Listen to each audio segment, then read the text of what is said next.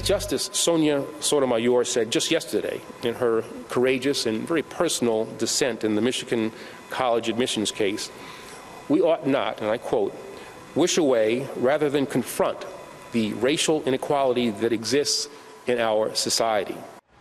That was Attorney General Eric Holder speaking this morning at the Justice Department's Diversity and Inclusion Speaker Series.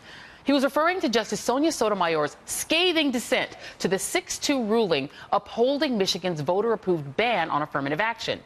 As the Attorney General mentioned, the dissent was deeply personal and direct. Justice Sotomayor took aim at Chief Justice John Roberts' oft-quoted 2007 opinion in another affirmative action case, that the way to stop discrimination on the basis of race is to stop discrimination on the basis of race. Sotomayor, who's the nation's first Latina justice, wrote, "This refusal to accept the stark reality that race matters is regrettable." To further make her point, Sotomayor's 58-page dissent included reprints of charts showing declines in minority enrollment after schools in California banned racial considerations. And she added, "We ought not sit back and wish away rather than confront the racial inequity that exists in our society." But Roberts stuck to his opinion, responding to Sotomayor with an additional written report saying, "It is not out of touch with reality to conclude that racial preferences may themselves have the debilitating effect of reinforcing precisely that doubt, and if so, that the preferences do more harm than good." Now, this rare public squabble between the justices is an extraordinary public display of the deep ideological divide over race on the nation's highest court. It's no different than the debates over race that are seen all over the country, but when the key players are Supreme Court justices, the outcome of the debate will have a long-lasting impact on the nation. And joining me now are Stephen Henderson, Pulitzer Prize-winning columnist for the Detroit Free Press, and his column today proclaims, "I am affirmative action," and Michael Skolnik, editor-in-chief of globalgrind.com, political director to Russell Simmons, and a good friend. So, and I have to go to you. You are here at the table, Michael, because one of the arguments that the court seems to be making is that we can simply trust people in these states to decide for themselves if they want to do racial preferences for the minority of people in these states. Do you buy that argument? So I was at UCLA as a freshman student in 1996 when Prop 209 to end affirmative action was happening in California. That Ward Connerly put together. And we were marching. Dolores Huerta and Jesse Jackson were organizing students. And we marched, and we lost. And in 1998, it went into effect. I went back to UCLA 10 years later to see what happened. We had 95 out of 5,000 freshmen, 95 African-American students. And Joy, 72 of them were scholarship athletes out of those 95. Right. So it didn't work. The students suffered. As a white student, I went to UCLA to get to experience diversity and experience different people. And after 10 years, when they ended affirmative action, it failed miserably. Yeah, and also, I mean, we have data that shows that the same basic thing happened at Michigan state schools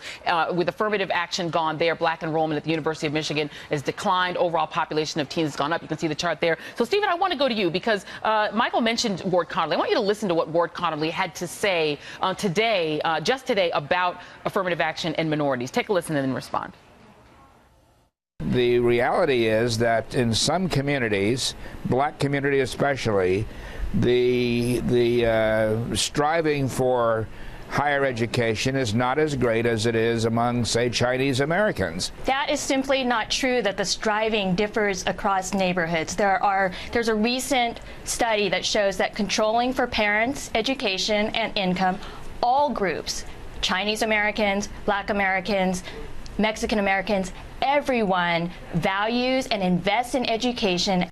And Stephen, you write in your column today about affirmative action, in which you embrace affirmative action. You write that over-reliance on affirmative action has actually distracted us from more aggressive work on the root causes. Better inner-city public schools, for instance, with the drive to wipe it out, has stamped out the meager progress that has been made. Respond both to Ward Connerly and tell us whether or not you think there is any merit in what he's saying about the lack of striving among African-American families.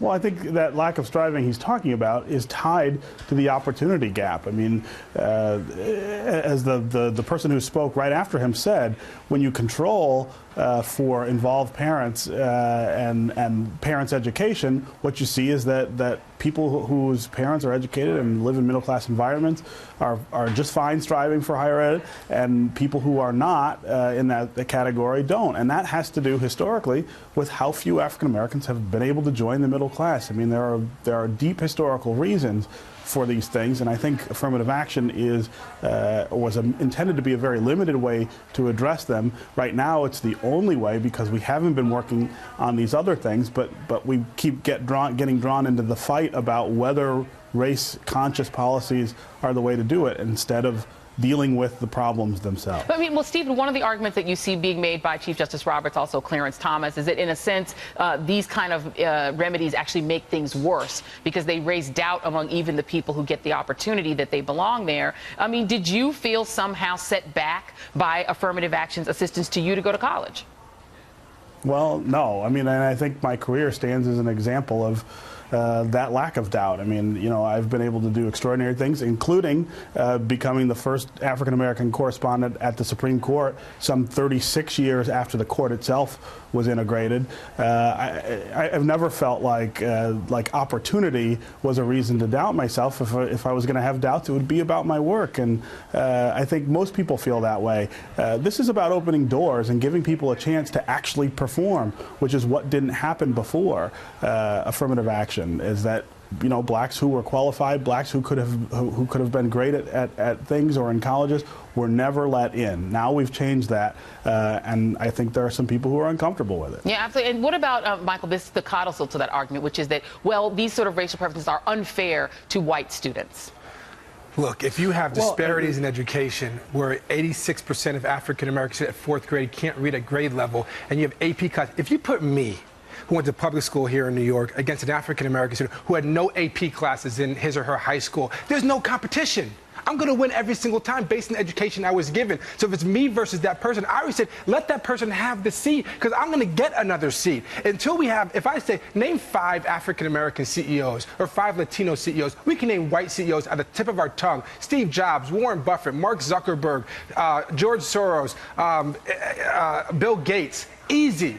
Right? 5 African-American, until we get to that point where they're on the tip of our tongue, we can name them, we know we're not there yet. So we have to have ways to protect. And let us be clear, affirmative action was created for women. The most people who have benefited from affirmative action in this country have been white women, and for good reason. It wasn't created for people of color, it was created for women. So we have a lot of work to do for women and people of color. Yeah, indeed. Michael Skolnik, Stephen Henderson, I wish we had more time. Thank you both for being here.